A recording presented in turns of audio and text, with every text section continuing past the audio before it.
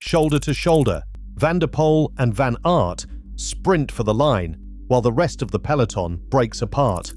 21 hundredths of a second. That's all that separates cycling's fiercest rivalry at Tirreno Adriatico. But this was never just a stage finish. It was a tactical rehearsal for Milan Sanremo, and the mechanics hidden inside that duel tell a far bigger story.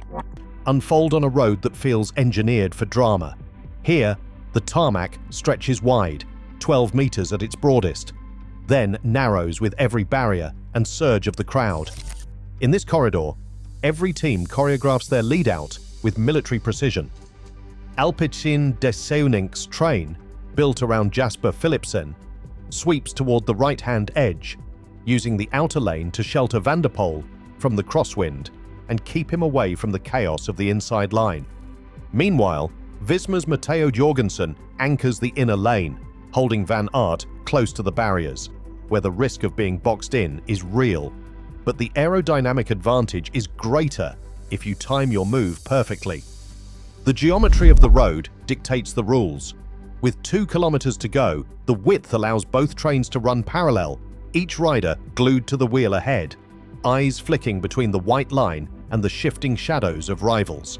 Alpecin's lead-out peels off at precisely 1.5 kilometers, handing Van der Poel a clean launch pad on the outside.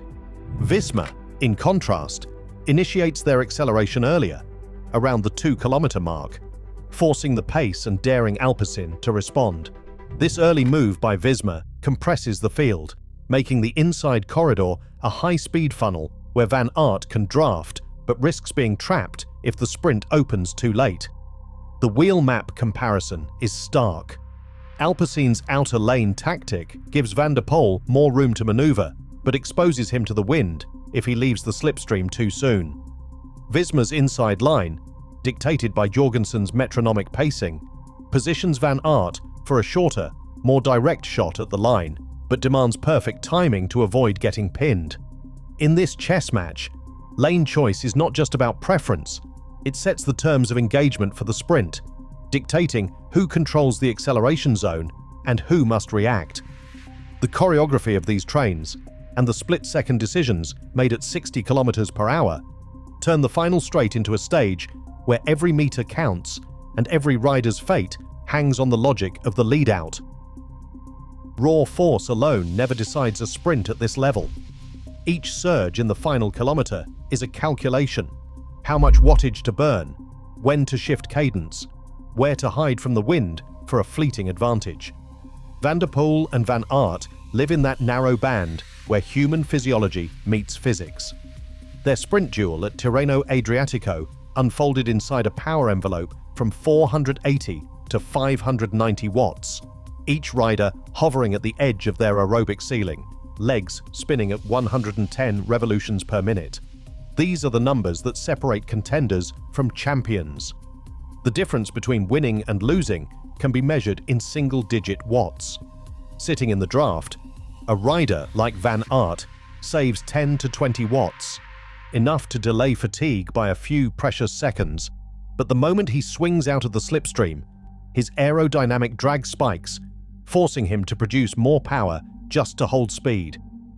The crosswind on the Adriatic Strait made the draft even more valuable, compressing the peloton into a narrow corridor where every centimeter behind a lead-out meant less air to fight.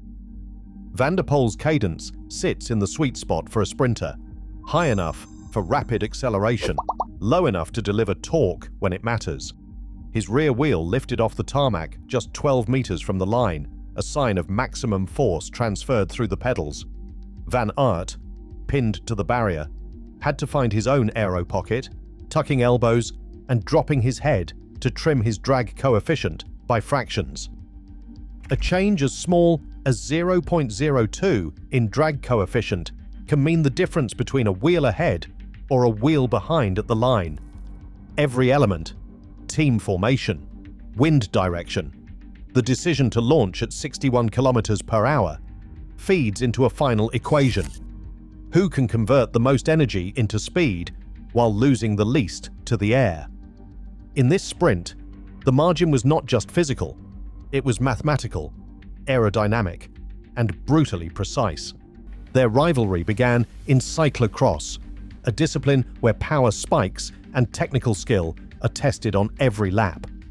In the Under-23 World Championships, a teenage Van der Poel surged away from Van Aert on the final sand stretch, winning by 8 seconds, a gap measured not just in time, but in raw wattage and nerve.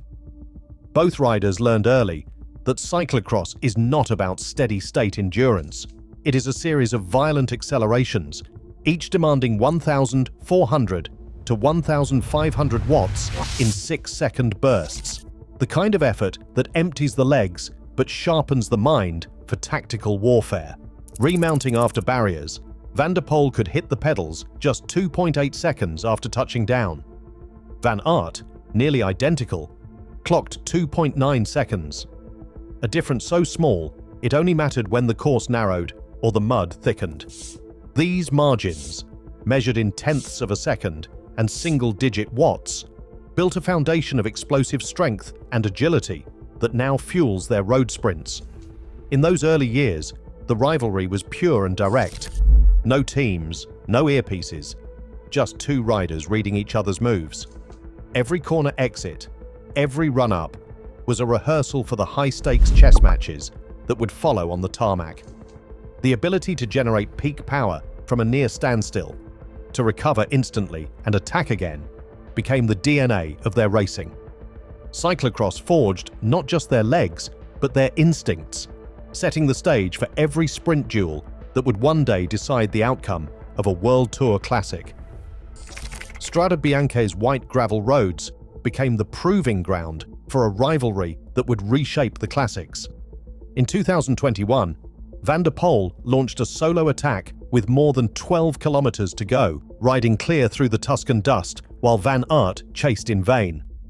That victory was not just physical, it was a declaration that cyclocross instincts could master even the most unpredictable road races. Alone in Siena's Piazza del Campo, Van der Poel set a new standard, forcing his rival to rethink every move. The Tour of Flanders brought the contest to its sharpest edge. In 2022, Van Aert and Van der Poel reached the final kilometer together, neither willing to give an inch. The photo finish revealed Van der Poel's wheel just ahead, but the real shift was in their approach. Van Aert, famous for his steady power, began training for sharper accelerations and high-cadence sprints, aiming to match Van der Poel's explosive style. Van der Poel, meanwhile, studied Van Aert's time trial pacing, refining his ability to hold threshold power after repeated attacks. Each race became a test of adaptation and nerve. Van der Poel's early moves on gravel forced Van Aert to wait and strike late, while Van Aert's long pulls on the cobbles demanded patience and precise timing in response. Their rivalry, once about brute strength, evolved into a psychological chess match, with every glance and training session sharpening the stakes for the next monument. Cipressa and Poggio are more than just climbs. They are filters that strip away all but the strongest and sharpest riders before the final in Sanremo. On the Cipressa, gradients average 4%, but spike to 7%, forcing teams to decide whether to burn domestiques early or risk isolation on the run-in. The peloton stretches, and the middle line becomes a lifeline. 48% of recent editions show riders holding this position for minimal time loss, with gains of 0.12 seconds per 100 meters. But the real chessboard is the Poggio. Here, the inside line, the so-called early crouch model, lets a rider gain 0.35 seconds per 100 meters over the late exit group. At 55 kilometers per hour in the corners, even a slight hesitation can be fatal. Descent mechanics add another layer. The drop off the Poggio is a test of nerve and handling, with riders tucking low to drop their drag coefficient by 0.02 square meters. General classification contenders like Tadej Pogačar and Remco Evenepoel often force a selection on the climb, but their presence can also neutralize solo attacks, pinning classics specialists into a group sprint. When the field includes names like Pidcock or Roglic, The pace on the climbs and the technical descent can either amplify the explosive traits revealed at Tirreno or erase them, setting up a new tactical scenario for the Via Roma finish.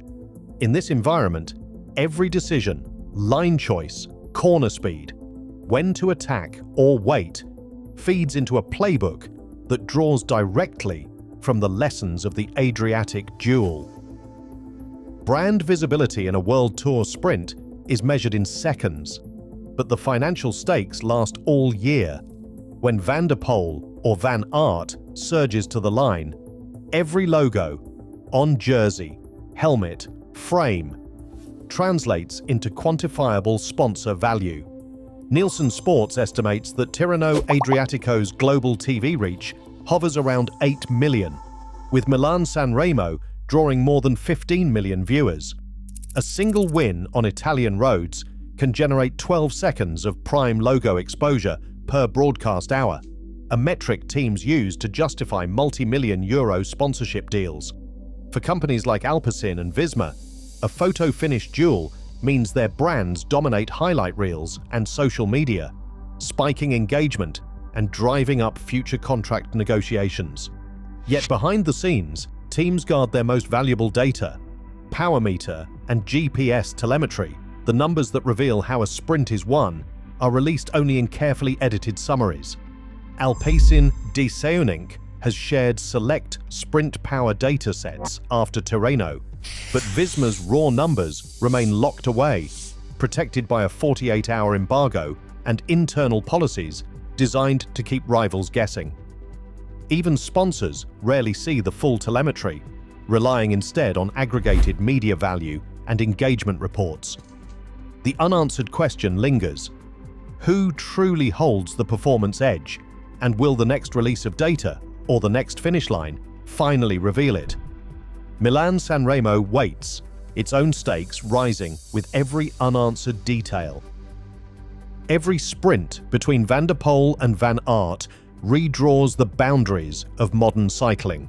Their rivalry turns each classic season into a tactical and psychological arms race, one that now shapes the ambitions of teams and riders across the World Tour. The next move is already being written,